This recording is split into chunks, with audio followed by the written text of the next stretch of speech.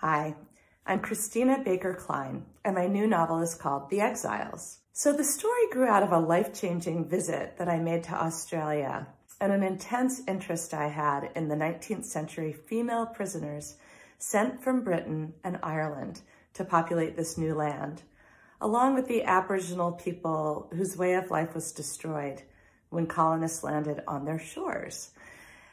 So the following excerpt involves Mathinna, an orphaned Aboriginal girl, as she arrives at the household of Governor and Lady Franklin.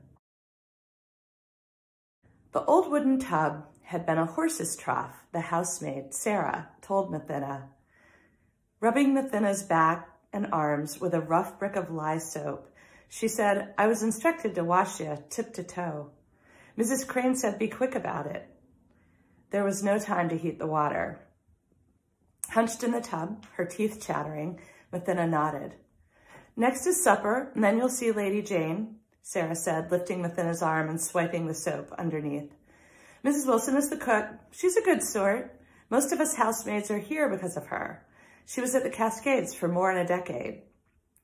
Mathinna flinched as Sarah squeezed a cold cloth over her shoulders. "What's the Cascades?" "Stay still, I have to rinse you. It's a prison. They call it the Female Factory. Horrible place. Though not as bad as Flinders Island from what I hear. Now raise your chin." Mathinna looked up as Sarah scrubbed her neck.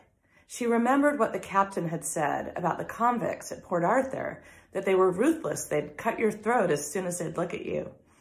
She thought of the men she'd seen at the wharf shuffling along in their shackles. "I didn't know there were lady convicts," she said.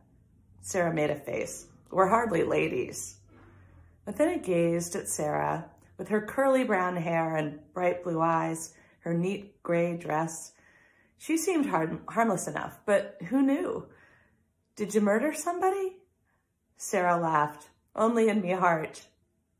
Wringing out the cloth, she says, "Murderers are not allowed out on day release. They pick tar out of ropes in their cells all day long. Ruins your fingers. Best reason I can think of not to kill somebody."